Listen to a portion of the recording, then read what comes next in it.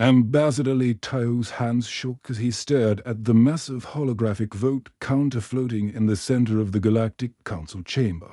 The numbers burned into his vision. 847 species voting yes, 0 voting no. Not a single alien race had stood with humanity. The crystalline walls of the council chamber stretched up into darkness, with thousands of alien delegates seated in floating pods that hovered at different levels. Their excited chatter filled the air with sounds no human throat could make: clicks, whistles, electronic buzzes, and wet slithering noises that made Tao's skin crawl. Silence. Boomed Councillor Vextar from his elevated platform. The massive creature's 6 eyes swiveled independently as he surveyed the chamber. His scaled hide rippled with bioluminescent patterns that Tao had learned meant extreme satisfaction. Behind Vextar, other senior council members from the oldest species in the galaxy watched with barely concealed. The vote is unanimous, Vextar continued, his voice translated into hundreds of languages simultaneously. The human species has been declared a Class Alpha temporal disruption entity. Their continued existence threatens the natural progression of galactic civilization. Taiho stood up slowly from his designated human section, a small, isolated platform that suddenly felt like a prisoner's dock. "You're making a mistake," he called out, his voice carrying across the vast chamber. "We've been nothing but cooperative. We've shared our technologies, our medical advances, our cultural knowledge." A ripple of what sounded like laughter came from the Zephyrian delegation, beings that looked like floating jellyfish made of living metal. Their spokesperson's voice crackled through the translator. "Shed, you mean you forced us to accelerate our own development just to keep up with you primitives? That's exactly the problem," Vextar said, his primary eyes focusing on Taiho while his secondary eyes continued scanning the crowd. 5 years ago, humans were barely capable of interstellar travel. You had simple fusion drives and basic energy weapons. We welcomed you as amusing curiosities, a young species that might contribute something interesting to our ancient civilization. The councillor's scale shifted to a deeper red as his agitation grew. Instead, you began improving everything you touched. Your quantum communication rays now outperform systems that took us millennia to develop. Your medical advances have extended lifespans across dozens of species. Your military tactics have revolutionized warfare itself, and that's bad, Taiho demanded. We've helped everyone. Disease rates are down. Communication is faster. Trade is more efficient. You've disrupted the natural order, screamed Councillor Vexoni from the Insectoid Hive Collective. Her mandibles clicked rapidly as she spoke. Some species are meant to be advanced. Others are meant to serve. You humans refuse to accept your place. Taiho felt his heart pounding as the truth became clear. This wasn't about galactic stability or natural order. This was about fear. The older species had built their power on being the most advanced, the most intelligent, the most capable. Humanity's rapid rise threatened that hierarchy. "You have 72 hours, Vextar announced, his voice cutting through the growing noise from the crowd. All humans must evacuate Earth and submit to relocation on designated reservation worlds. After that time, your home world will be surrounded by a quantum containment field. Nothing will be able to enter or leave. You can't do this," Taiho said. But even as he spoke, he knew they could. The Galactic Council commanded fleets that could glass entire star systems. They had weapons that could crack planets and technologies that could move stars themselves. "We can and we will," Vextar replied coldly. "Your species learns too quickly, adapts too efficiently. You take our greatest achievements and improve them within years instead of centuries. That kind of exponential growth is dangerous to galactic stability." The alien delegates were cheering now. their various sounds of approval creating a deafening cacophony. Taiho watched creatures he had once considered friends celebrating humanity's exile. The graceful ethereals with their translucent wings, the mighty Titanforge with their living metal bodies, the wise Eldroni with their ancient knowledge, all of them united in their desire to see humanity. Caged as the council began to disperse, Taiho pulled out his emergency communicator, a device that looked primitive compared to alien technology, but contained secrets the galaxy had never seen. His fingers found the activation switch, and he took a deep breath. "Command, this is Ambassador Lee," he said quietly, knowing that every word was being recorded by alien surveillance systems. "Send the code word Crimson Dawn to all stations. They want us gone." He paused, watching alien delegates float past him, their expressions ranging from satisfaction to outright malicious joy. "Tell them we choose to stand." The message would take 17 minutes to reach Earth through conventional channels, but Taiho knew that wasn't how it would travel. Hidden within his communicator was humanity's greatest secret, a quantum entanglement transmitter that could send messages instantly across any distance. The aliens thought they understood human technology, but they were about to learn how wrong they were. Back on Earth, President Park Sujin sat in the war room buried 3 kilometers beneath Seoul. The chamber was a technological marvel that combined the best of human engineering with carefully hidden improvements that no alien species would recognize. The walls hummed with energy from power sources that shouldn't exist, and the air itself seemed to shimmer with barely contained potential. Around the conference table sat humanity's greatest minds and most experienced leaders. General Kim Dae-sung, a veteran of the border wars who had spent years studying alien military tactics, Admiral Choi Min-ho, who commanded humanity's secret deep space fleet, and Dr. Yoon Ji-woo, the brilliant scientist whose discoveries had made everything possible. 72 hours, President Park said, her voice steady despite the weight of the moment. "They expect us to abandon our home, our history, everything we've built." "Madam President," Dr. Yoon spoke up, her fingers dancing across a holographic interface that projected complex mathematical equations into the air. "Project Thunder God has been operational for 6 months. We don't have to run." The room fell, silent as the implications sank in. For 3 years, while humanity had played the role of grateful junior partners in galactic civilization, their best scientists had been working in absolute secrecy. They had reverse-engineered every piece of alien technology they could acquire, improved it, and then hidden their improvements so well that even the galaxy's most advanced scanners couldn't detect them. General Kim leaned forward, his weathered face grim. "Are you certain the defenses will hold?" "We're talking about facing the combined fleets of nearly 1,000 species." Dr. Yoon smiled, and for the first time since the crisis began, President Park felt a spark of hope. "General, they think they know what humans are capable of. They're about to learn that we've been holding back." Dr. Yoon Ji-woo's boots echoed against the metal walkway as she descended into the depths of the Mariana Trench facility.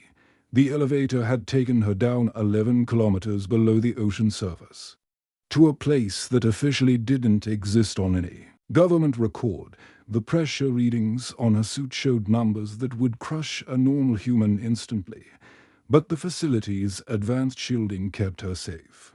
The massive chamber opened up before her like a cathedral made of technology and ambition. The Thunder God ray stretched out in all directions, thousands of crystalline towers that pulsed with contained energy, connected by streams of light that seemed to bend reality itself. The air hummed with power that made her teeth ache and her hair stand on end. "Status report." She called out to her team of engineers scattered throughout the facility. "All systems green."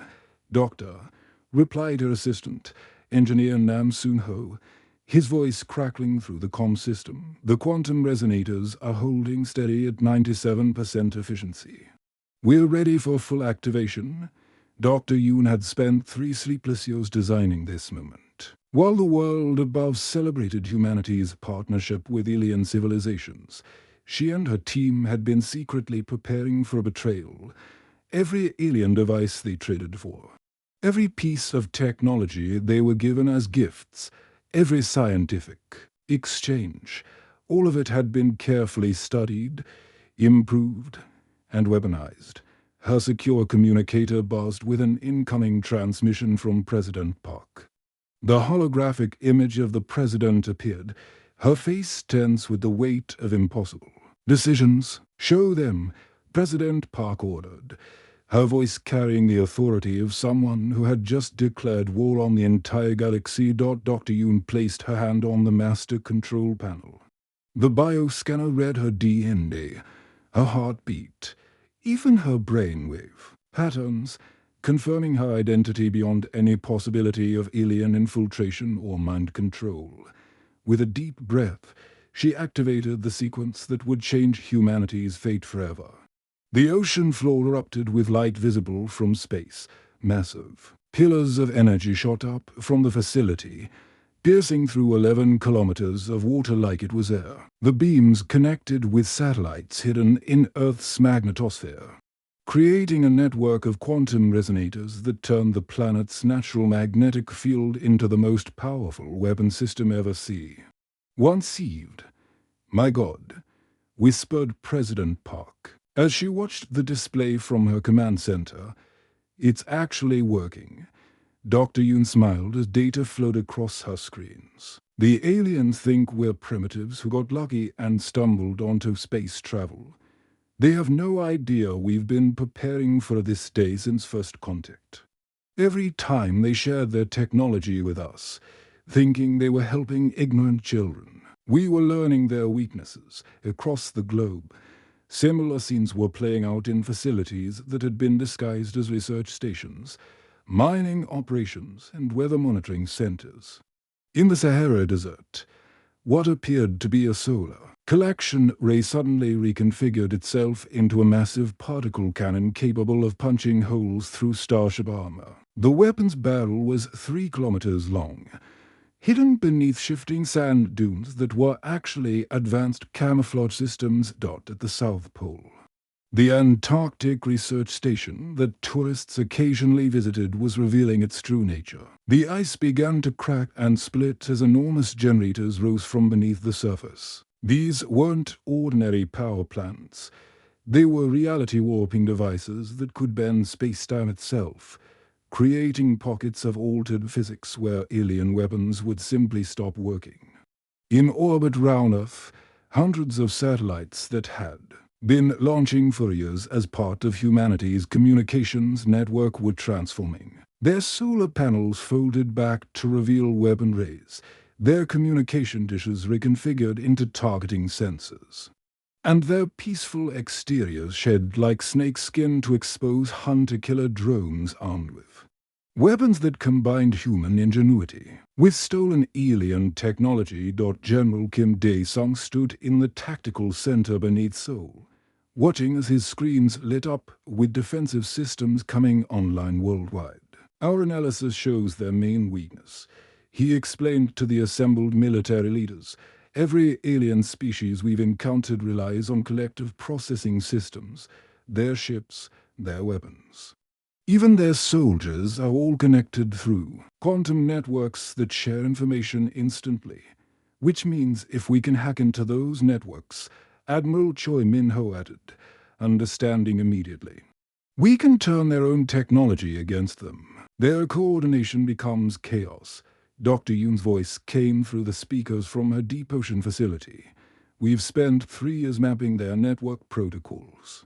Every time an alien diplomat visited Earth, every time we attended a council meeting, we were quietly scanning their technology.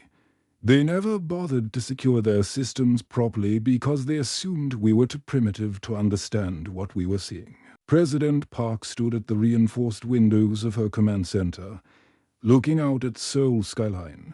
Children were playing in parks, their laughter carrying on the wind. Families were having dinner together, completely unaware that alien fleets were already mobilizing to cage their world forever. Office workers were heading home after another ordinary day, not knowing that their planet was about to become a battleground. "Madam President," General Kim said quietly, "once we activate full defensive protocols, there's no going back. The galaxy will see us as the aggressors. They'll say we attacked first." Park's jaw tightened as she watched a group of teenagers playing soccer in a nearby field. "They betrayed us first," she said firmly. "They welcomed us with false friendship, learned from our innovations, then decided we were too dangerous to exist free. That's not the action of allies. That's the behavior of predators who got nervous when their prey started fighting back." She turned back to the tactical displays showing alien fleets massing at the edge of human space, hundreds of ships from dozens of species, all united in their desire to cage humanity like dangerous animals. "Signal all defense stations." "President," Hart commanded, "activate every system we've built. Show them what happens when they mistake human kindness for human weakness. Humanity stands its ground." Across the planet, hidden installations powered to life with energy signatures that made alien sensors scream warnings. The Himalayan facility began charging its gravity manipulation weapons. The Amazon station activated its binaural disruption field. The Australian desert base brought its quantum torpedo launchers online. "Let them come," Park declared, watching as Earth's true defenses revealed themselves for the first time. They wanted to see what humans are really capable of. Earth remembers how to fight. The massive alien armada tore through hyperspace like a swarm of angry metal hornets, their hulls gleaming with weapons that could crack moons in half. Fleet Commander Ziktath stood on the bridge of his flagship, the Galactic HFY, watching the tactical displays with satisfaction. 800 warships from 47 different species, all united in their mission to cage the troublesome humans, dropping out of hyperspace in 30 seconds, announced his navigation officer, a spindly creature with forearms that moved independently across multiple control panels. "Target confirmed. Sol system. Third planet. Zeta Theskard." Hyde rippled with anticipation. The humans had been given their warning. 72 hours to evacuate their pathetic little world and accept their place as galactic prisoners instead. They had chosen defiance. It would be their last mistake. All ships, prepare for standard containment bombardment, he commanded, his voice broadcasting to the entire fleet. "These primitives need to learn what happens when you challenge your betters." The Armada dropped out of hyperspace in perfect formation, expecting to find Earth dark and empty. Its population fled in terror instead. What they saw made even the most experienced alien commanders stop and stare in confusion. Earth blazed with energy. Streams of light connected the planet to its moon, creating geometric patterns that hurt to look at directly. The planet's magnetic field had become visible, pulsing with colors that shouldn't exist in normal space. Aurora displays that usually only appeared at the poles now danced across the entire atmosphere. "What in the seven hells is that?" muttered Commander Vexenari from her crystal ship, her crystalline body resonating with nervous vibrations. Ziktath's 6 eyes focused on the displays, trying to make sense of what he was seeing. Tactical analysis. What are those energy signatures? His tactical officer's membrane fluttered nervously as data streamed across the screens. "Sir, I'm reading power outputs that shouldn't be possible. The entire planet appears to be weaponized. Their magnetic field has been converted into some kind of defensive barrier." "Impossible," Ziktath growled, his mandibles clicking with irritation. "Humans don't possess this technology. They're barely 5 years out of their own solar system. Their most advanced ships use primitive fusion drives." But even as he spoke, he could see his scanners weren't lying. Earth had become something unprecedented. a fortress world protected by forces that made his fleet's weapons look like children's toys. All vanguard ships commence plasma bombardment. He ordered, whatever they've done, it can't withstand concentrated fire from 100 heavy cruisers. The first wave of plasma bolts streaked toward Earth like miniature suns, each one carrying enough energy to level a city. They struck the planet's barrier and simply vanished, absorbed into the quantum field as if they had never existed. Direct hits confirmed, reported the weapons officer. No effect detected. Zeke claws dug into his command chair. Increase power to maximum. Full bombardment. All ships. The alien fleet opened up with everything they had. Plasma cannons, particle beams, gravitational disruptors, reality warping bombs. Weapons that had conquered 1,000 worlds. All of it struck Earth's barrier and disappeared without a trace. That's when Dr. Yoon's masterpiece revealed its true nature. The quantum resonators weren't just absorbing the attacks. They were learning from them. Each weapon that struck the barrier was analyzed in microseconds, its energy signature mapped, its quantum frequency catalogued, and its weaknesses identified. Deep beneath the Mariana Trench, Dr. Yoon watched her screens with fierce pride. Adaptive resonance at 100%. She reported to President Park, "We're not just blocking their attacks. We're figuring out how to send them back." The first counterattack came without warning. Earth's barrier suddenly flared brilliant white, and beams of pure energy lanced out toward the alien fleet. But these weren't random shots. They were perfect counterharmonics, designed to turn each ship's own weapons against itself. The hegemony cruiser Eternal Dominion never knew what hit it. Its own plasma cannons overloaded and exploded in a chain reaction that tore the massive ship apart from the inside. The explosion lit up space like a newborn star, sending shockwaves through the alien formation. Evasive maneuvers, Zeke roared. But it was too late. 3 more ships followed the Eternal Dominion into fiery death as Earth's defenses turned their own power against them. The proud alien armada suddenly found itself under attack by weapons they couldn't understand or defend against. All ships, retreat to minimum safe distance, Zeke commanded, his voice cracking with panic for the first time in his military career. But Admiral Choi Min-ho was already implementing the second phase of humanity's defense. From his command station orbiting Mars, he activated a communication system that had been disguised as routine shipping traffic for 3 years. Ghost Fleet. "You are cleared for Operation Phantom Strike," he transmitted on frequencies the aliens couldn't detect. Across human space, ships that the Galactic Council had catalogued as harmless civilian vessels suddenly shed their disguises like deadly butterflies emerging from cocoons. Cargo haulers revealed hidden weapon rays that folded out from their hulls. Transport ships deployed swarms of hunter-killer drones that had been stored in fake shipping containers. Mining vessels activated armor plating and heavy cannons that had been disguised as ore processing equipment.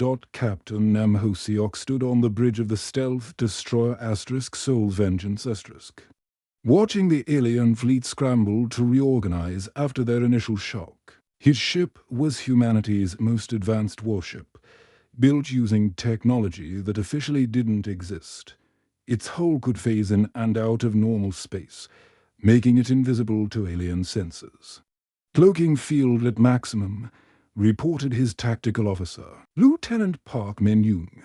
"The aliens can't see us, but we can see everything they're doing." Nam smiled as he watched the alien commanders trying to figure out what had just happened to their unstoppable armada. "Target their command ship," he ordered. "Let's show them what happens when you corner a human." The Soul's Vengeance slipped through the alien formation like a ghost, phasing between dimensions to avoid their desperate sensor sweeps. Nam could see Zeta's flagship, the massive Galactic Hammer *. desperately trying to coordinate a retreat that was already turning into a rout. Weapons locked on target. Park reported. Quantum torpedoes armed and ready. Fire.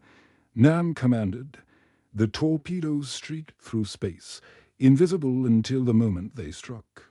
They phased through the Galactic Hammer's shields as if they weren't there and detonated inside the ship's reactor core. The flagship disappeared in a brilliant explosion that sent debris raining down on the ships around it.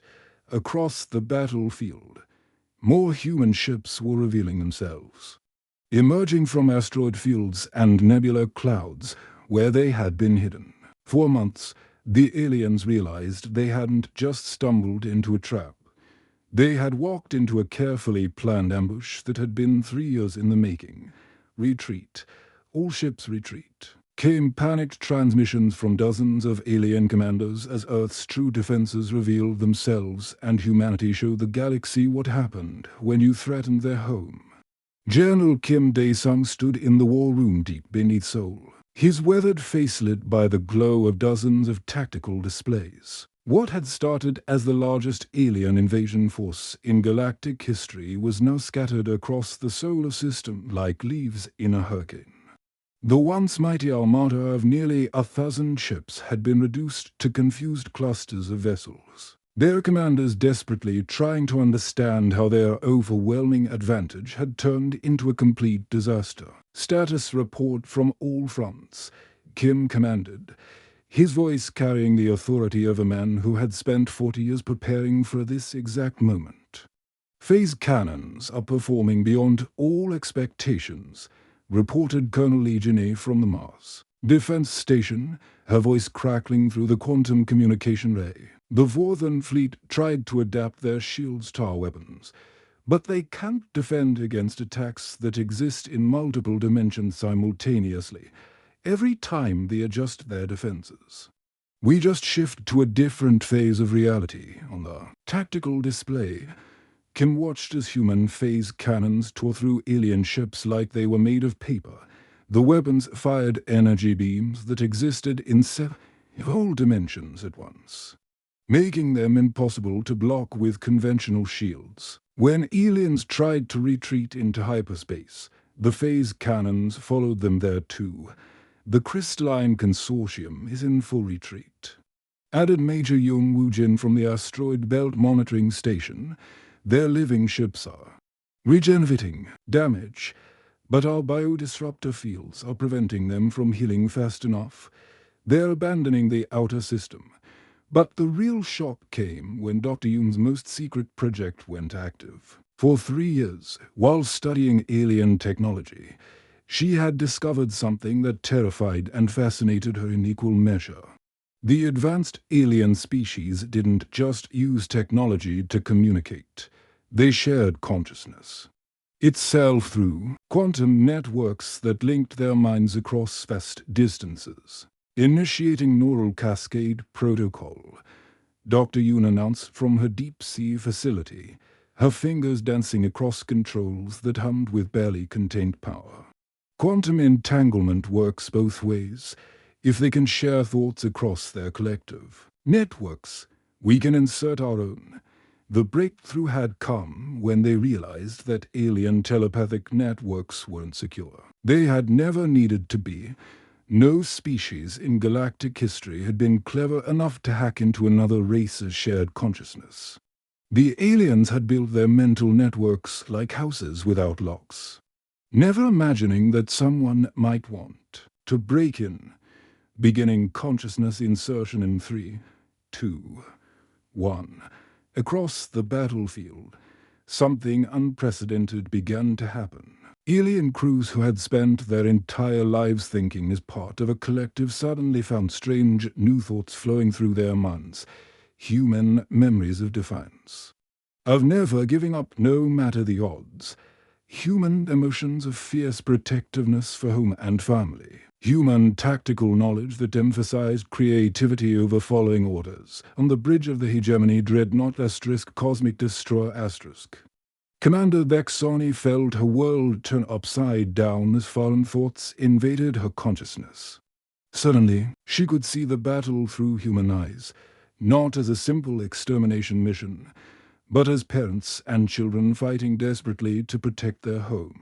The cold logic that had driven her species for millennia was overwhelmed by raw human emotion. "Why are we doing this?" she asked her crew, the question bursting from her lips before she could stop it. "They never attacked us. They only wanted to be our friends." Similar scenes played out across hundreds of alien ships. The ethereal collective, who had maintained perfect unity for 10,000 years, suddenly found their ranks filled with individuals who questioned orders and made decisions based on conscience rather than predetermined protocols. The Hive Queens, who had controlled millions of drone workers, watched in horror as their subjects began acting independently, showing creativity and initiative that had been bred out of their species eons ago. Fleet Commander Zichteth watched in growing panic as his perfectly coordinated armada dissolved into chaos. Ships were breaking formation, ignoring orders, and in some cases actively refusing to fight. His own tactical officer, a creature that had never shown independent thought in its entire life, suddenly turned to face him with something new burning in its multifaceted eyes. "You made a mistake," the officer said, its voice now carrying inflections and emotions that its species had never developed.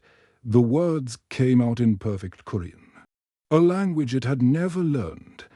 "These humans, they're not the enemy. We are." Before Zichteth could react, his own officer stunned him with his personal sidearm. Across the bridge, other crew members were removing their weapons and laying them on the deck, their consciousness now infected with human concepts of mercy and justice. But humanity's greatest surprise was yet to come. In the quantum chamber beneath the Pacific Ocean, President Park Soo-jin stood next to Dr. Yoon as the scientist made final preparations for humanity's ultimate gambit.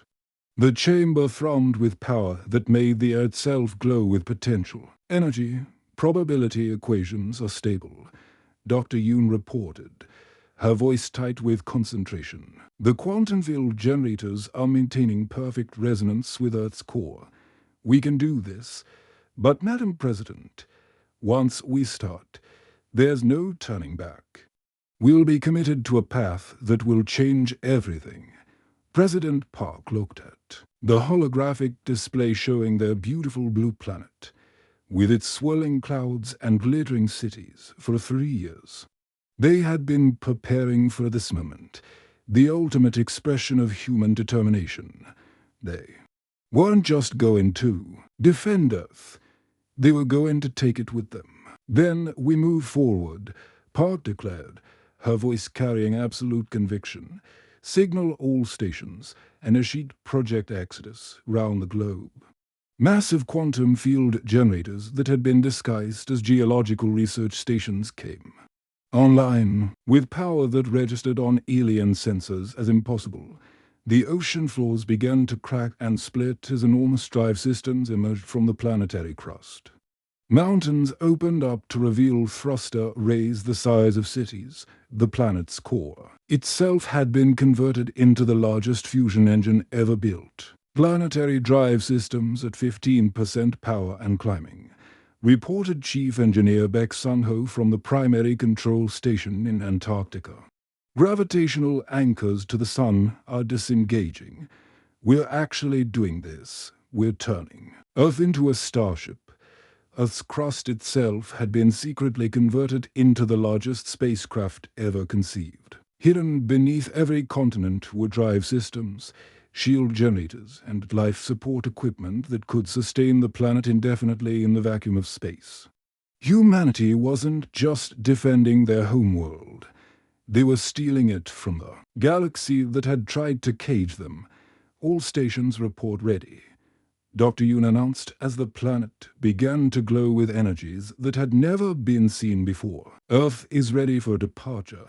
The aliens who were still capable of coherent thought watched in absolute terror as the impossible happened. The human homeworld, with all its oceans and continents and billions of people, was preparing to fly away. Like a ship leaving port, it was the most audacious engineering project in galactic history. And it was about to succeed. President Park Soo-jin floated gently in the zero-gravity observation deck that had once been the International Space Station, now seamlessly integrated into Earth's planetary command structure. The station had been expanded into a massive ring that surrounded the planet like a technological crown, bristling with weapons, sensors, and communication rays that kept humanity connected to their mobile home world. Through the reinforced transparent aluminum windows, she watched impossible sights that no human leader had ever witnessed before. Alien worlds drifted past like colorful jewels against the black of space as Earth carved its path through the galaxy at speeds that should have torn the planet apart. The quantum drives painted brilliant aurora displays across alien skies, announcing humanity's rival to civilizations that had never seen a planet fly. Status report, she requested, her voice carrying easily through the station's atmosphere despite the weightless environment.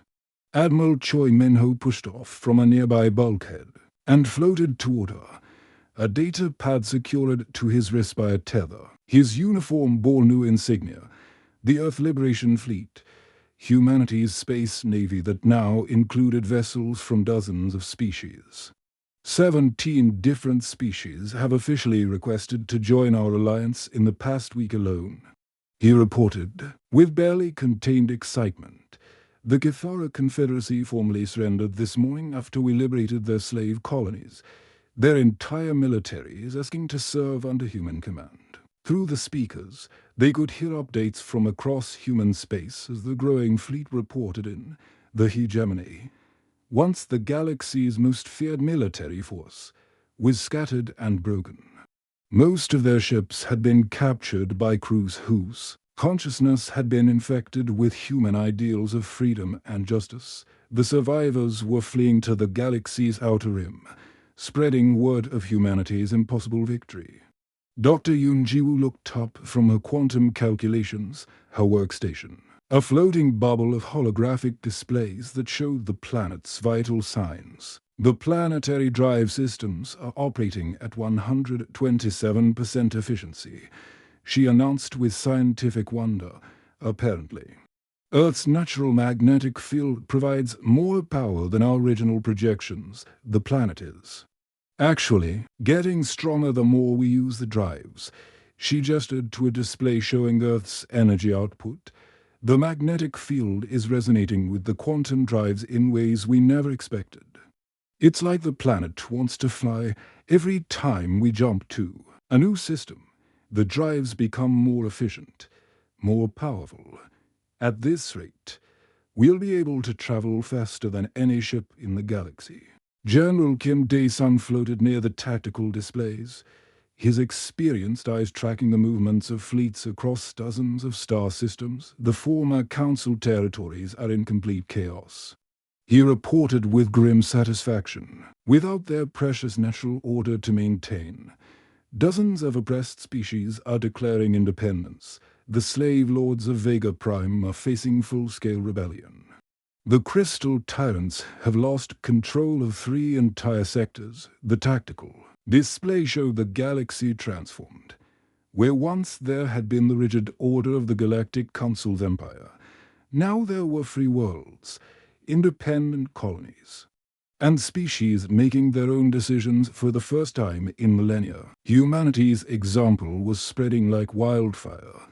The idea that younger species didn't have to bow to ancient overlords was revolutionary.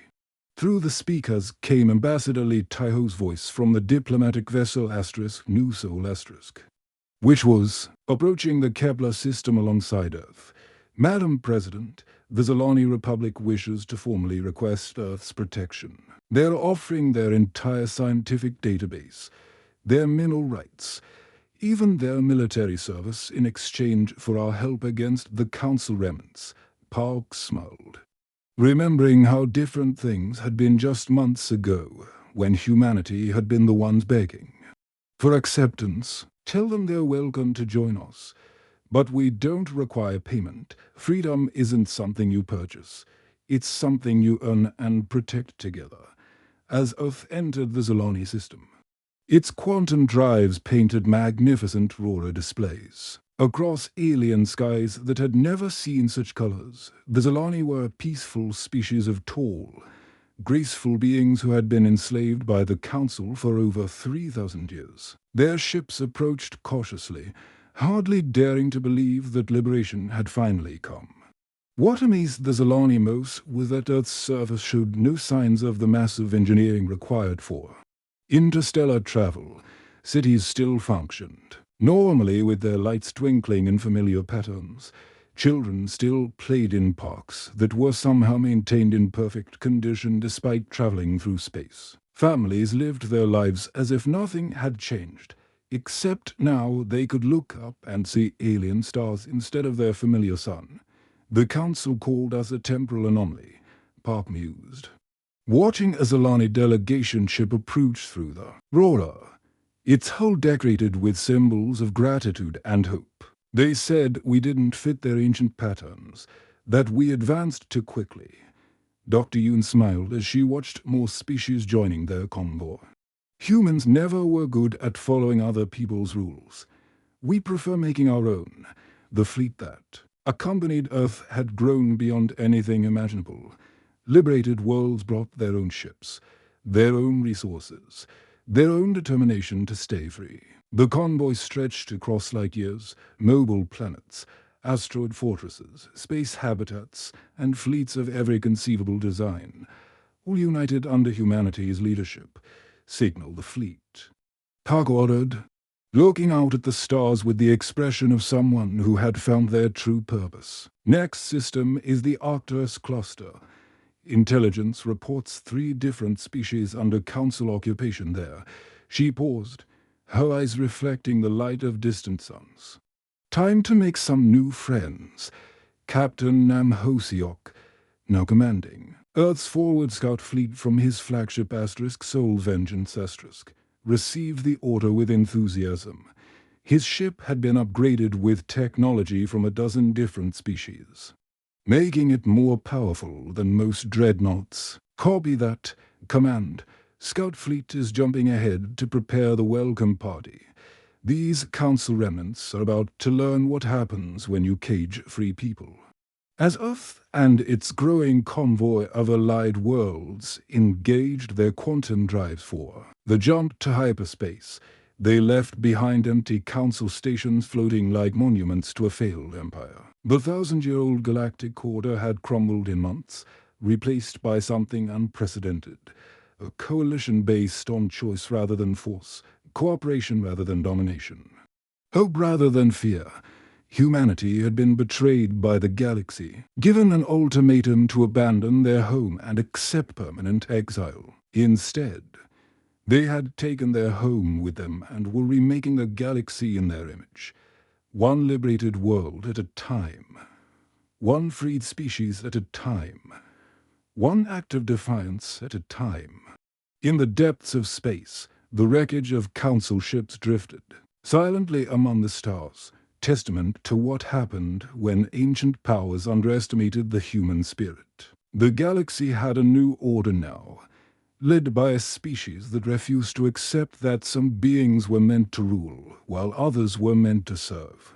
Captain Nam transmitted back to Earth as they jumped toward their next liberation mission.